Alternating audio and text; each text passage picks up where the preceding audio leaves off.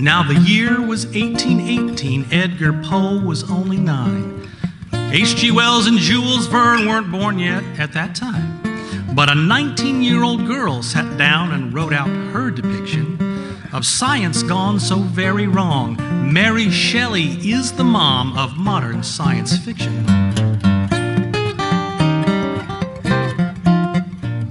And 40 years on down the road, before the Civil War, Eunice Foote set up her lab and she started to explore how CO2 might play a role in atmospheric heat. Her husband read her work before, a science group of men galore who refused to let her speak. Mary Shelley, Eunice Foote, 100 more beside. History rewritten now to push them all aside. Writers, artists, scientists, and all the works they wrote. What did Crick and Watson find? Rosalind Franklin's notes.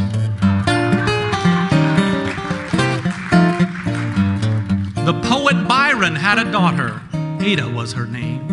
100 years before the arc of Turing's genius flamed, she merged her math with poetry. It was an epic sort of ode, and laid a path into the future to your phone and your computer that grew out of her code.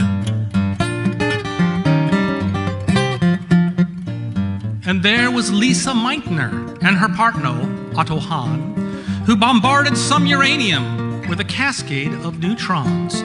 Otto had no clue why there was barium emission, but Lisa Meitner did the math. She mapped out the electron's path and said, hey, that's nuclear fission. Mary Shelley, Eunice Foote, and 100 more besides.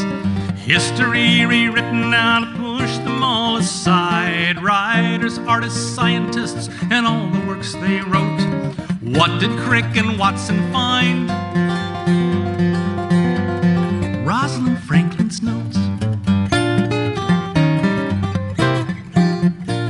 Now, Crick and Watson, twisted pair, discovered DNA, but conveniently forgot to mention that it wasn't they who photographed the double helix, mapping out our progeny. Rosalind Franklin did the work. They took the credit, published first, got a Nobel for misogyny.